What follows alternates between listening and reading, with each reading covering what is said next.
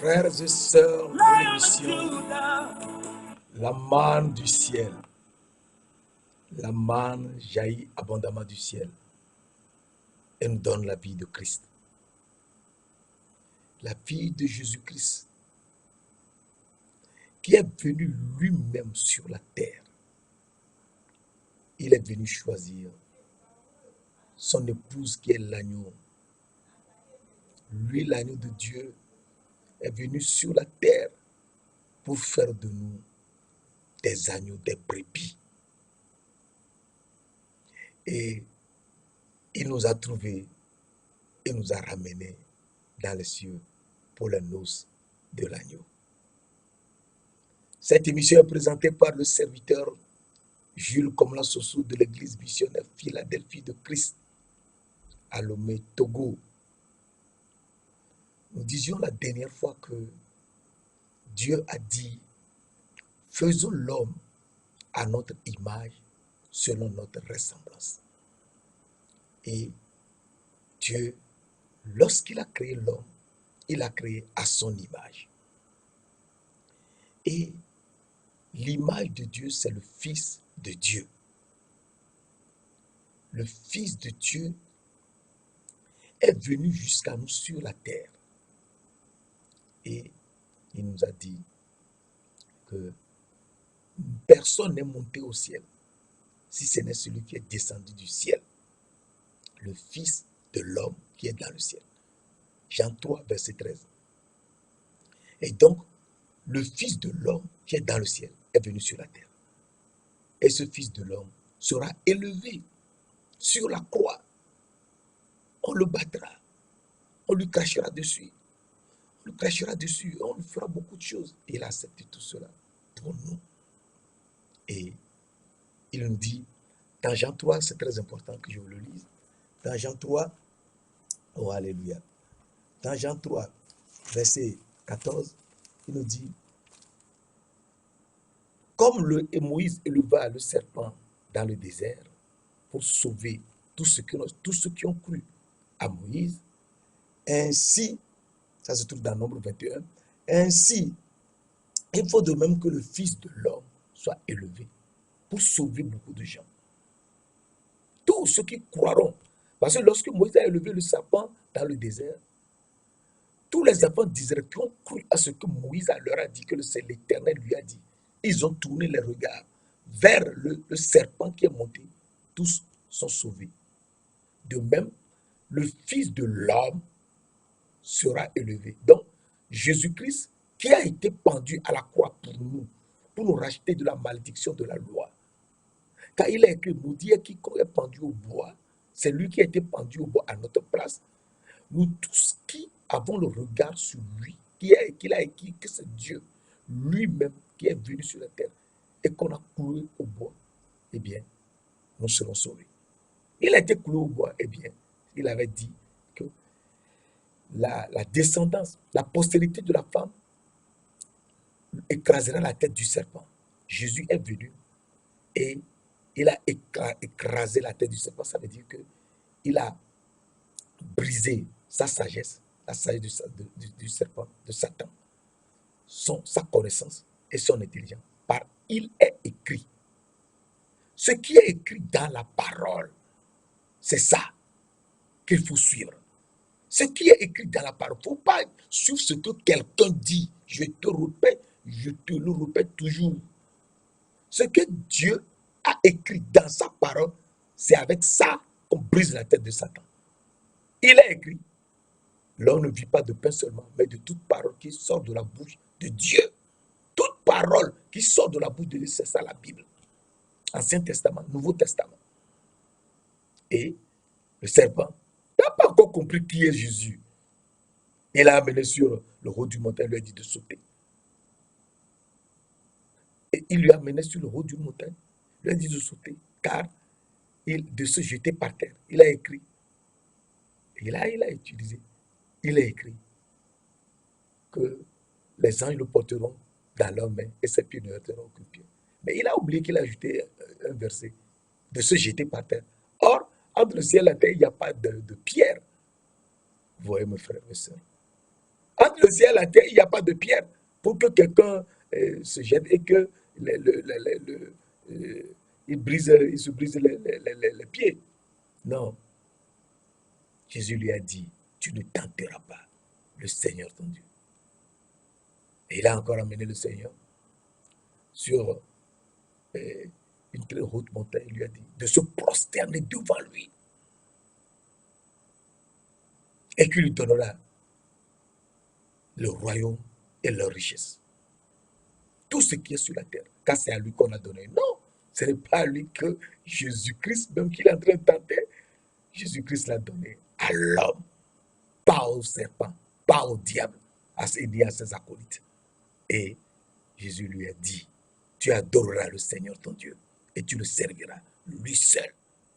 C'est lui, Jésus, que lui, Satan, doit adorer. Et là, le jour-là, Jésus l'a appelé Satan, arrière de moi.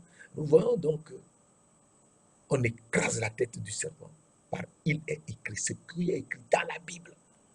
Parce que quelqu'un, il raconte ou il baratine. Non, ce qui est écrit dans la Bible. C'est pourquoi nous partageons tout le temps la parole de Dieu, pour que nous brisions la tête du serpent. Et ensuite, la postérité du serpent, eh bien, lui mordra le talon à celui qui lui a brisé la tête. Et Jésus s'est laissé clouer au bois. Il a été cloué au bois. Et donc le serpent lui a mordu les pieds et la main. Mais la main, on a coulé sa main. Et Jésus a montré dans Luc 24, verset 34 à 40, que c'est lui. C'est lui. On lui a cloué le bois, les pieds. Et ainsi, Jésus nous montre très bien que c'est lui qui est venu et qui a été élevé. Verset 15, afin que quiconque, j'entends le verset 15, afin que quiconque croit en Jésus ait la vie éternelle.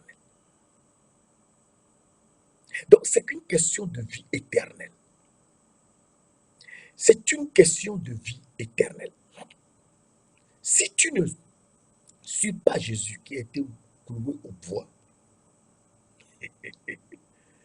si tu ne le suis pas, celui qui a été cloué au bois, et que tu restes loin de lui, et que tu trouves que ce petit gars-là, il s'amuse, sur le bois, il s'amuse, ou que tu crois que tu connais plus que lui, eh bien, le serpent, tu seras mort, le serpent te mordra. Ainsi, nous comprenons que Dieu nous manifeste son amour. Verset 7. Car Dieu a tant aimé le monde qu'il a donné son Fils unique, afin que quiconque croit en lui ne périsse point, mais qu'il ait la vie éternelle. Et donc, nous avons la vie éternelle en son Fils. Et Dieu nous montre que c'est en son Fils-là, Fils de l'homme, que nous aurons la vie éternelle. Et nous, Dieu nous a créés à son image. Nous sommes également fils de l'homme. Nous sommes fils de l'homme et nous venions avant jouer avec Jésus sur la terre, sur la globe de sa terre. Et nous étions fils de l'homme. Ça se trouve dans Proverbe 8, verset 29, 30. Et à partir de là, nous comprenons qu'il faut qu'on soit éveillé. Proverbe 8, verset 29 à 31. Donc nous comprenons que pour suivre Jésus, il faut être fils de l'homme comme lui-même. Et le deuxième niveau maintenant, Jésus nous a dit, il nous a créés à l'image de Dieu. Genèse 1, verset 27, Genèse 1, verset 26, faisons l'homme à notre image selon notre ressemblance. Genèse 1, verset 27, Dieu créa l'homme à son image, c'est ce que nous disons en tant que fils de l'homme. Il est créé à l'image de Dieu. L'image de Dieu, c'est 2 versets seulement qui nous le montrent clairement. Il y a d'abord Colossiens 1, verset 15, où on dit Jésus est l'image du Dieu invisible, le premier-né de toute la création. Et le deuxième verset se trouve dans 2 Corinthiens 4, verset 3-4. Si notre évangile est voilé, il est voilé pour ceux qui périssent, pour les incrédules, dont le Dieu de ce siècle a aveuglé l'intelligence, pour qu'ils ne vissent pas briller la splendeur de l'évangile de la gloire de Christ qui est l'image de Dieu. Donc Jésus-Christ est l'image de Dieu. Et Jésus-Christ qui est l'image de Dieu, il est sans père, sans mère, sans généalogie. Il n'a ni commencement de jour ni fin de vie. Et donc, nous voyons que celui-là qui est sans père, sans mère, il est un avec le Père. Il est un avec le Père. Dans Jean 10, verset 30, il nous dit, moi et le Père, nous sommes un. Et les Juifs ont voulu le lapider. Et Jésus leur a dit, dans Jean 10, verset 36, celui que Dieu a sanctifié et envoyé dans le monde, vous lui dites qu'il blasphème. Et cela parce que j'ai dit, je suis le Fils de Dieu. Lui-même dit, lui-même Jésus-Christ, il dit, je suis le Fils de Dieu. Et donc à partir de là, nous comprenons que Jésus, qui est un avec le Père, c'est lui qui est le Fils de Dieu. Et étant Fils de Dieu, eh bien, il nous montre que nous aussi, nous sommes fils de Dieu. Nous aussi, nous sommes fils de Dieu. Donc, celui qui est l'image de Dieu est fils de Dieu. Et nous aussi, nous sommes fils de Dieu. Eh bien, il nous montre dans Romains 8, versets 29 et 30, celui qui l'a prédestiné avant la fondation du monde, eh bien, il a manifesté maintenant, il nous a montré que nous sommes l'image de celui qui est le Fils et que nous sommes à son image et que nous autres, nous sommes frères.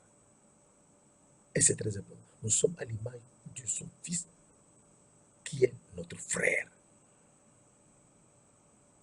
Et cela nous montre que dans Colossiens, quand nous lisons Colossiens 3,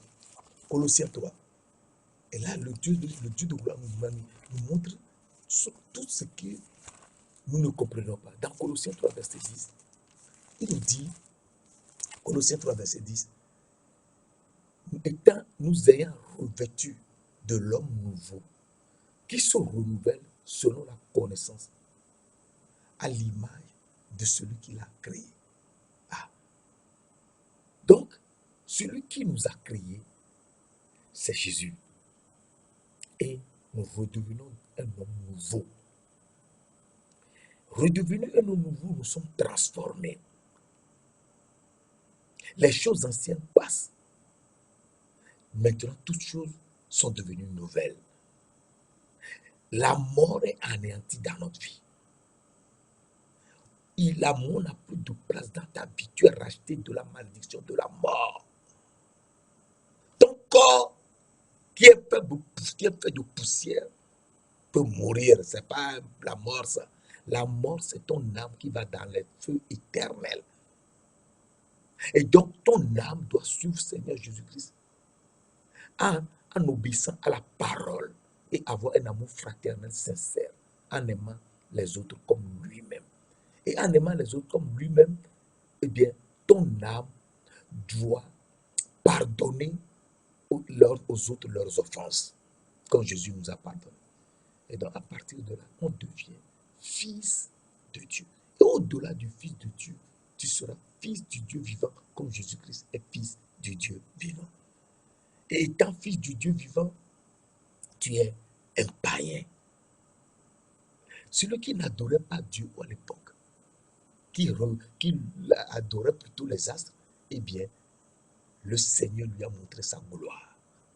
Il s'est prosterné devant lui et il a su que le Dieu de gloire, le Tout-Puissant, l'Éternel des armées, a quitté les cieux et qu'il est venu sur la terre et qu'il est le roi. Et il s'est prosterné, lui a donné de l'or, de l'encens et de la myrrhe.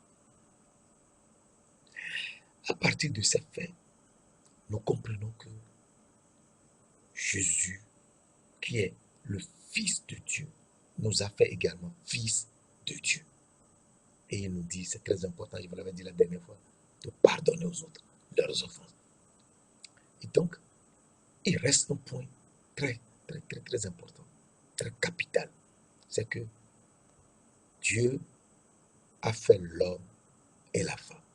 Et donc, nous comprenons que l'homme et la femme, Dieu, la parole de Dieu nous dit dans Matthieu 19, versets 4 à 6, que l'homme quittera son père et sa mère et s'attachera à sa femme et les deux deviendront une seule chair. Une seule. C'est un mystère. C'est un mystère. Car c'est un mystère que Jésus-Christ et l'Église seront un. S'ils sont un, c'est-à-dire que l'Église aura la gloire de Jésus-Christ. C'est ce que nous avons vu dans Jean 17, versets 21 à 24. Et donc, à partir de là, nous sommes certains que la femme, l'Éternel des armées, eh bien, il est venu chercher sa femme sur la terre. Car l'Éternel est ton époux. C'est très important. Ésaïe 54, verset 5. Car l'Éternel est ton époux. L'Éternel des armées est son nom. Il se nomme Dieu de toute la terre.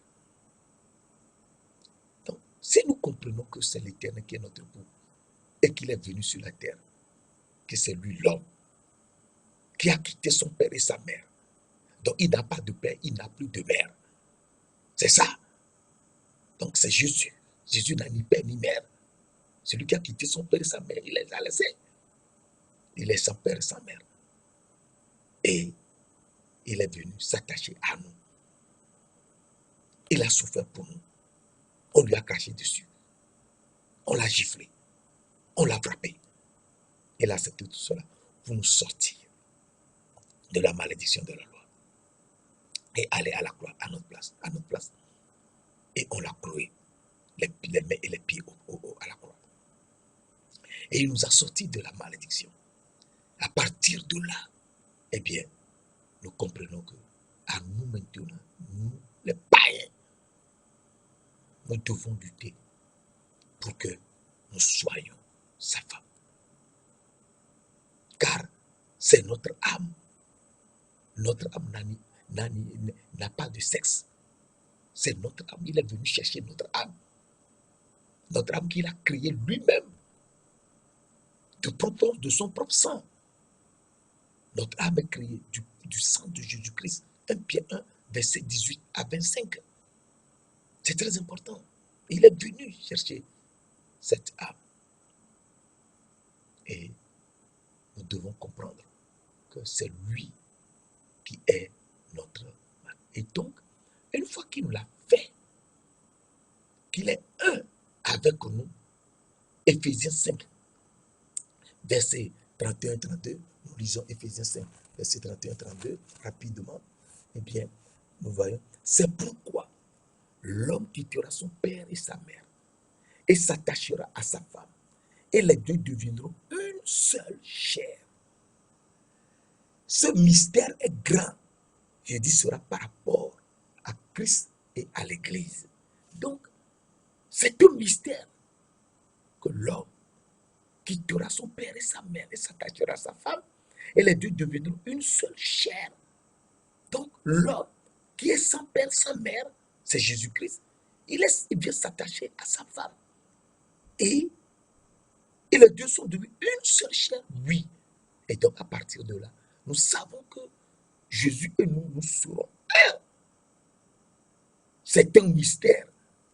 Et ce mystère, c'est que les païens, et justement cela, ce mystère se trouve dans Éphésiens 3, verset 6. Je te l'avais lu la dernière fois. Mais nous y reviendrons de manière plus approfondie très bientôt. Éphésiens 3, verset 6. Ce mystère, c'est que les païens sont co-héritiers, forment un seul corps, et participent à la même promesse en Jésus-Christ par l'évangile. Donc, les païens et Jésus seront un seul corps. Un seul corps. Et donc, à partir de là, nous lisons Jean 17 et nous comprenons complètement.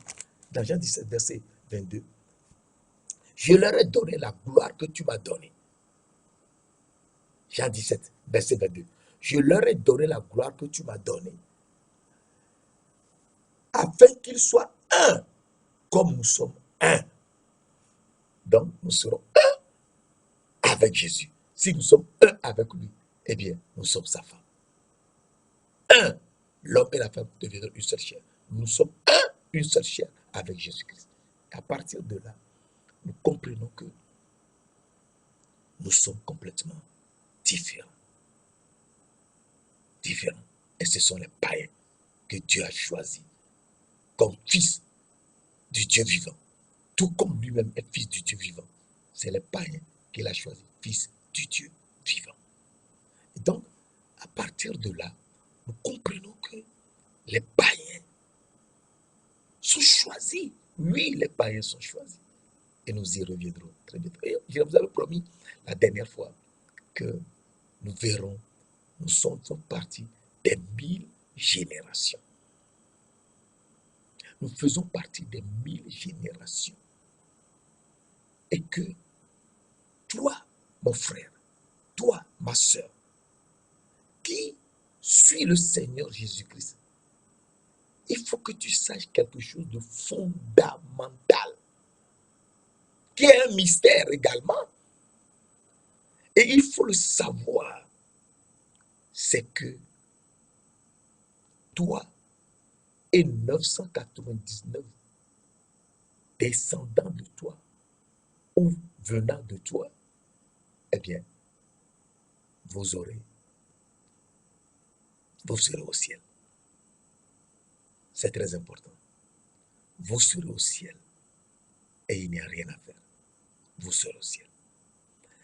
La parole de Dieu nous dit dans Psaume 45, je te lis cela dans Psaume 45, Psaume 45, verset 12, le roi porte ses désirs sur ta beauté.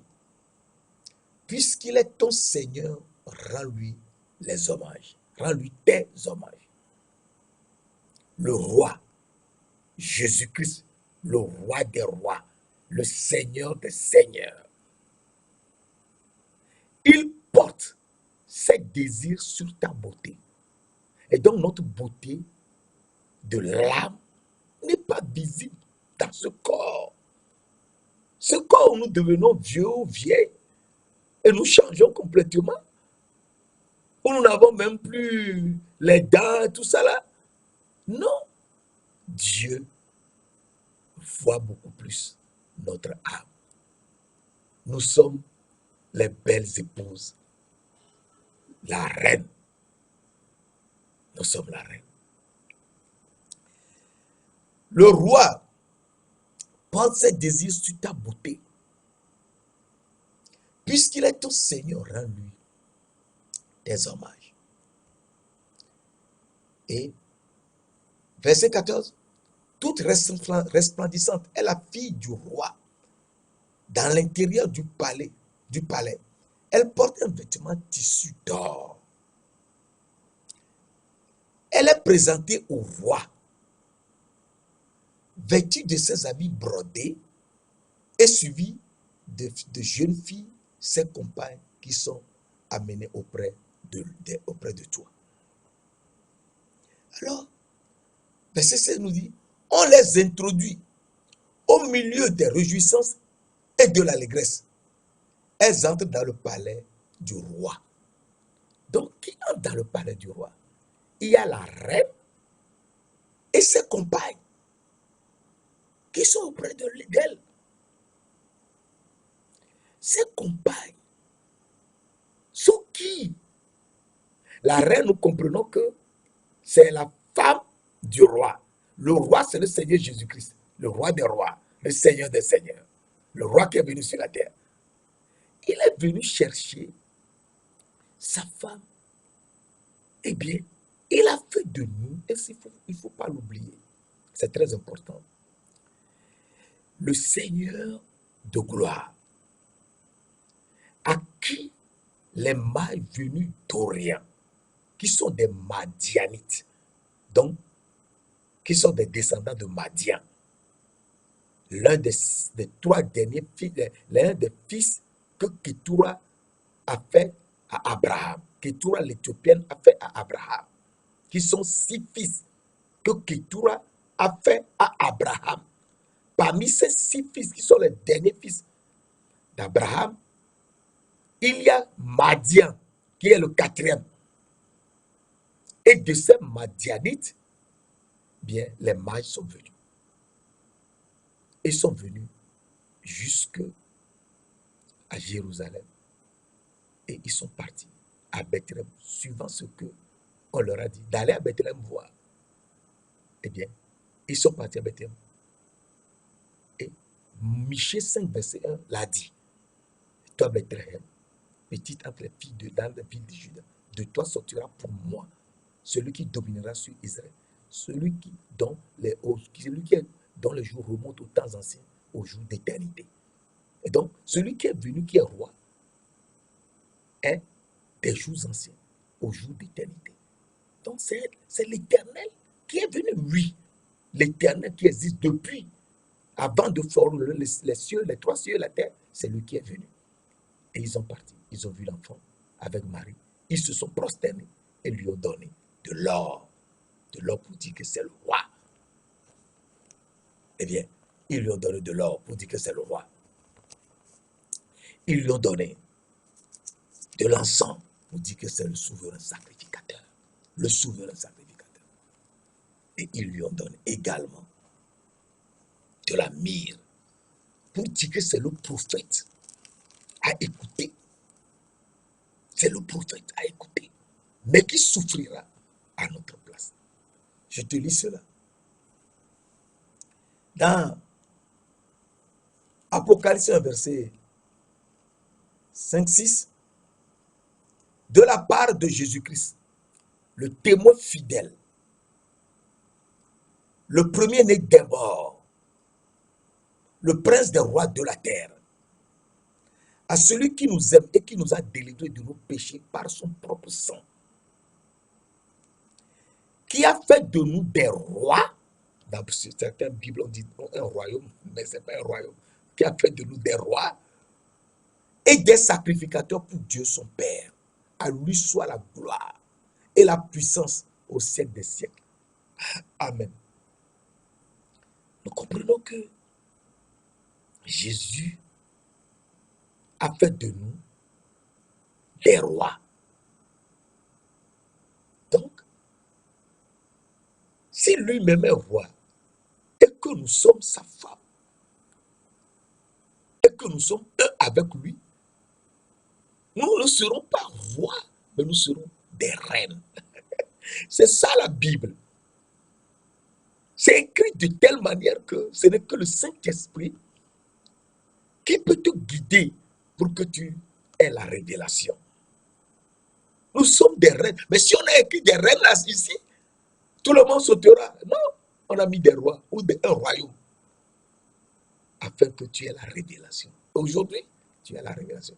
Il a fait de nous des reines ou des rois, si tu veux des rois, et des sacrificateurs. Lui-même, il est souverain sacrificateur. Hébreux 3, verset 1 à 3. Il est souverain sacrificateur. Et il a fait de nous des sacrificateurs. Il reste un point ici. Il est également prophète. Mais nous n'avons pas vu prophète ici. Et c'est très important qu'il a fait de nous des prophètes. Et donc, les 1000 générations dont tu te parles, il faudrait que tu saches que Jésus-Christ, qui est venu sur la terre, il est venu pour quelque chose de précis. Eh bien, dans Exode 20, que nous voulons étudier, je te l'avais dit tout à l'heure, dans Exode 20, la parole de Dieu nous dit, dans Exode 20, verset 6, la parole de Dieu nous dit, qui fait miséricorde. Nous lisons à partir de ça. Tu ne te prosterneras pas devant des statues. Tu ne te prosterneras pas devant les images taillées, des représentations quelconques, des choses qui sont dans le ciel, des choses qui sont en bas sur la terre, des choses qui sont en bas dans les eaux. Verset 5. Tu ne te prosterneras point devant elles, jamais. D'abord, il ne faut pas qu'on fasse des statues quelque part et que tu te procèdes devant ces statues. Jamais. C'est Dieu qui a écrit. Ah, tu ne te procéderas pas devant elle et tu ne les serviras pas. Car moi, l'Éternel, ton Dieu, je suis un Dieu jaloux. Je n'aime pas ça. Je suis un Dieu jaloux qui punit l'iniquité des pères sur les enfants jusqu'à la 3e et la 4e génération de ceux qui me haïssent. En faisant cela, en faisant des statues dans l'église, dans la maison, quoi que ce soit, des choses qui sont dans le ciel, des étoiles sur quelque part, dans ta chambre, dans ta maison, ou des choses qui sont dans les eaux, des poissons, des choses sur la terre, des serpents. Dieu n'aime pas ça. Il n'aime pas ces statues. Il n'aime pas ces choses. Il est jaloux. Ah. Et qui fait miséricorde jusqu'à 1000 générations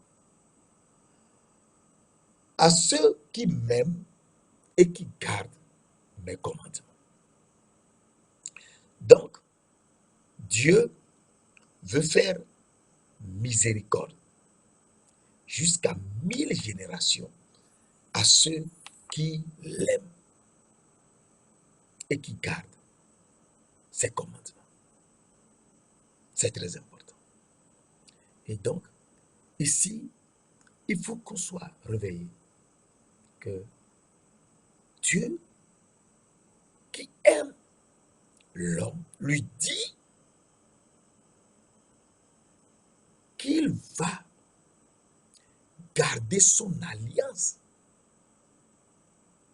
jusqu'à 1000 générations. Si toi, si moi aussi, je garde l'alliance de Dieu, l'alliance qu'il a faite avec Abraham, si nous gardons cette alliance, si nous le servons en esprit et en vérité, c'est ça.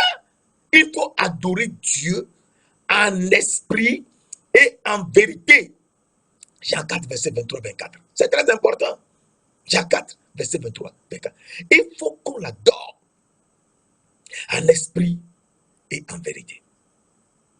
Si on le fait, eh bien, 1000 générations. C'est-à-dire, de toi, ta femme ou ton mari,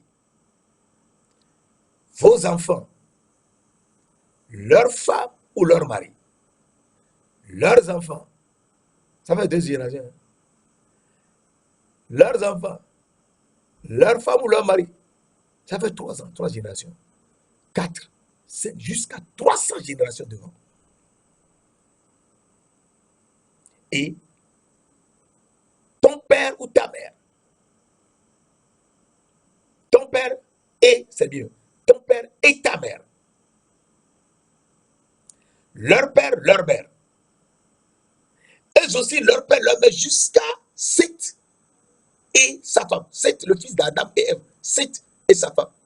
Caïn, il est sorti de l'alliance. Caïn est sorti. Il était parti à Nod et s'est marié à Nod. C'est terminé. Mais Seth et sa femme, Adam et Ève, par toi, par moi, mes frères, mes sœurs, ils seront dans la génération.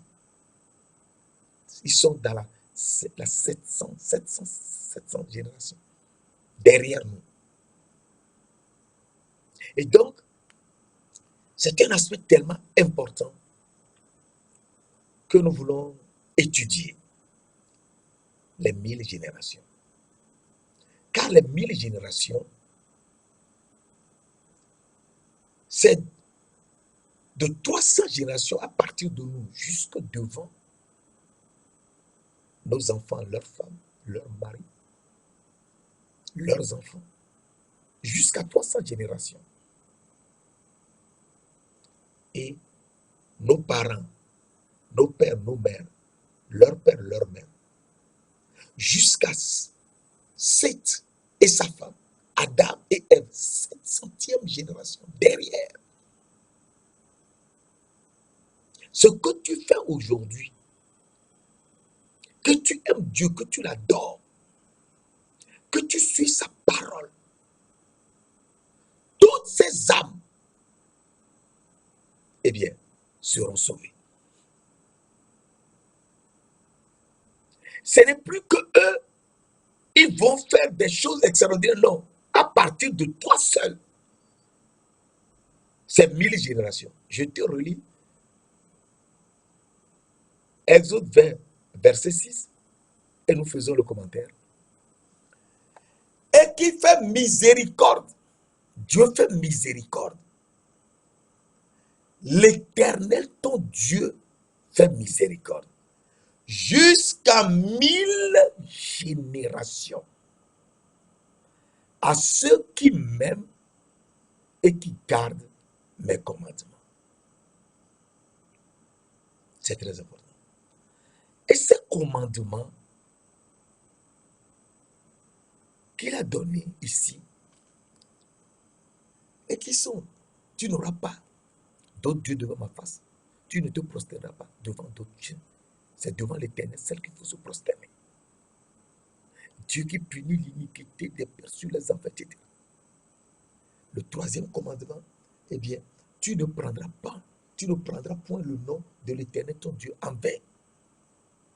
Car l'Éternel ne laissera pas impuni celui qui prendra son nom. Comment on prend le nom de l'Éternel, Dieu, en vain? Le nom de l'Éternel, Dieu. Comment on prend ça en vain?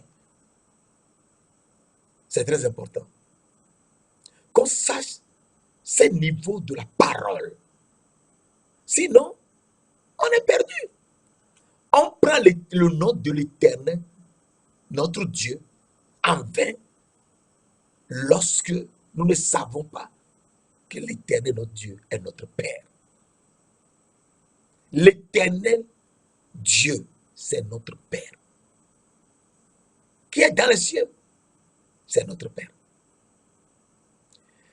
Donc, si tu prends son nom en vain, c'est-à-dire, tu te fais le Père des autres, tu auras des problèmes avec lui. Il ne faut jamais se faire Père des autres. Tu peux encore être Père pour ton propre enfant, parce que lui bénéficiera de la promesse des 1000 générations qui est sur toi. C'est tout. Il peut t'appeler mon père. Ça s'arrête là. Mais se faire père des autres, c'est très dangereux. Et même ne jamais avoir d'enfant et se faire appeler père, c'est très dangereux. C'est très, très, très dangereux. Alors le Seigneur nous dit de ne pas prendre son nom en vain, car il ne se laissera point impuni celui qui prendra son nom en vain. Et il nous donne la révélation. C'est très important, c'est une question de révélation. Il nous donne la révélation dans Matthieu 23, verset 11. Matthieu 23, verset 9, pardon. Matthieu 23, verset 9. Et n'appelez personne. Matthieu 23, verset 11. Et n'appelez personne sur la terre votre Père. N'appelez personne sur la terre votre Père. Car un seul est votre Père. C'est celui qui est dans les cieux. Matthieu 23, verset 11. N'appelez personne sur la terre votre Père, car un seul est votre Père, c'est celui qui est dans les cieux. Donc, à partir de là, nous comprenons que Dieu, au niveau du 4e commandement, il nous dit d'observer le sabbat,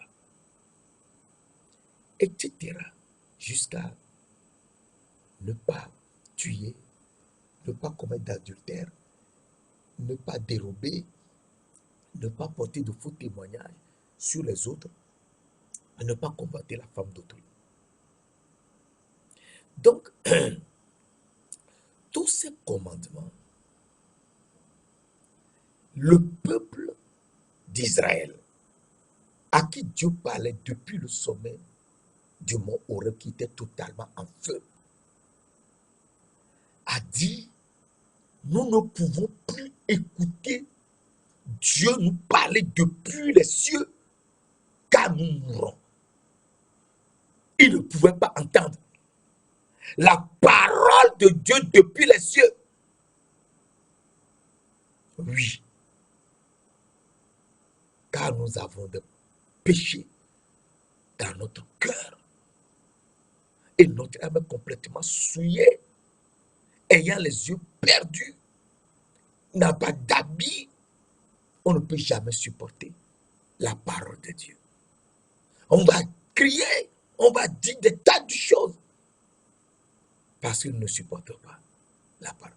Alors, il se passe quelque chose.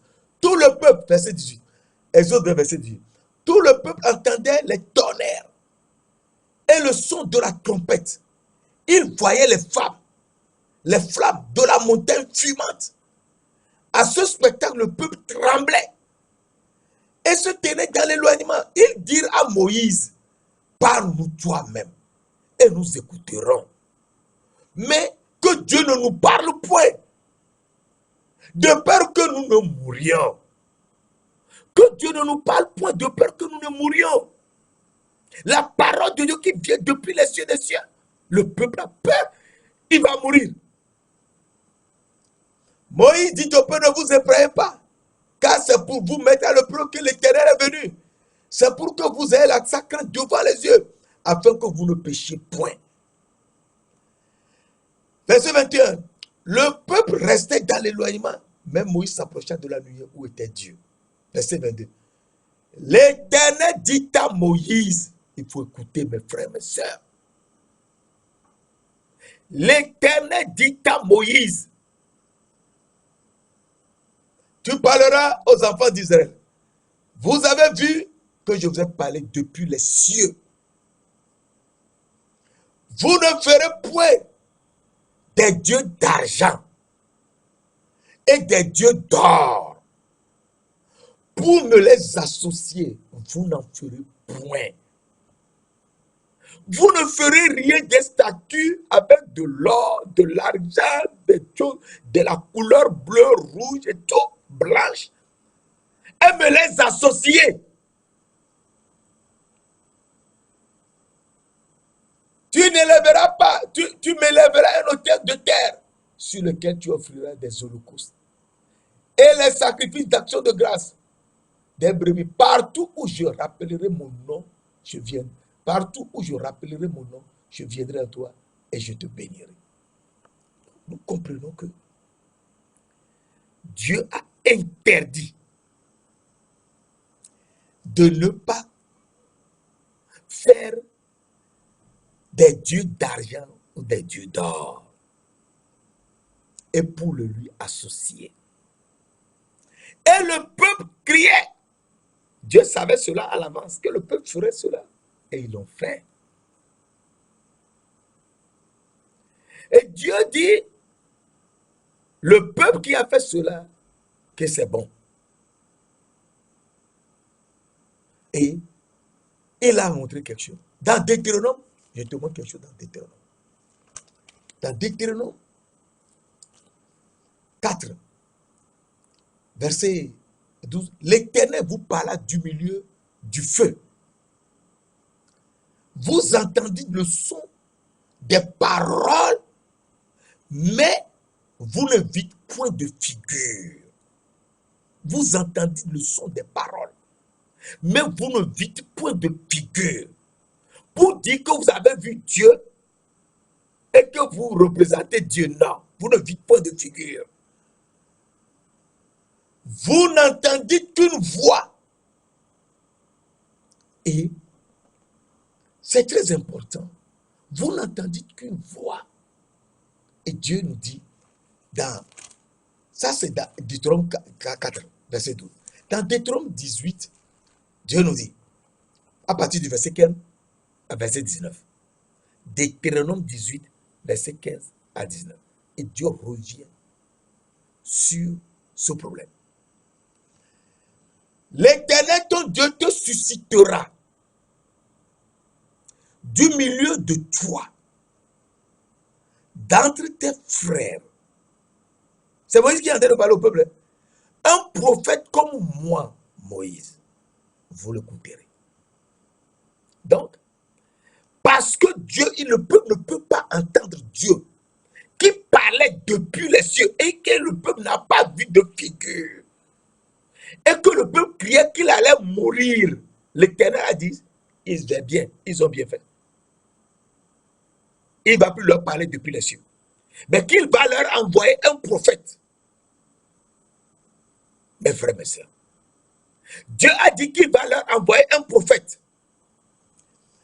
L'Éternel, ton Dieu, te suscitera du milieu de tes frères un prophète comme moi, Moïse.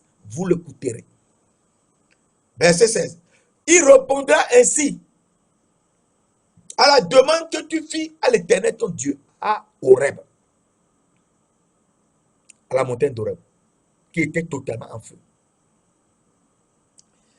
À Horeb, le jour de l'assemblée, quand tu disais que je n'entende pas la voix de l'Éternel, mon Dieu, et que je ne vois plus ce feu, afin de ne pas mourir.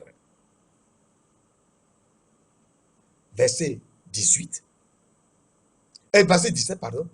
L'Éternel me dit, ce qu'ils ont dit est bien. Voilà le secret. Ce que le peuple a dit, c'est bien. Verset 18. Deutéronome 18. Nous sommes maintenant au verset 18. L'Éternel dit, je leur susciterai du milieu de leurs frères un prophète comme toi. Je mettrai mes paroles dans sa bouche. Je leur susciterai au milieu de leurs frères un prophète comme toi, Moïse.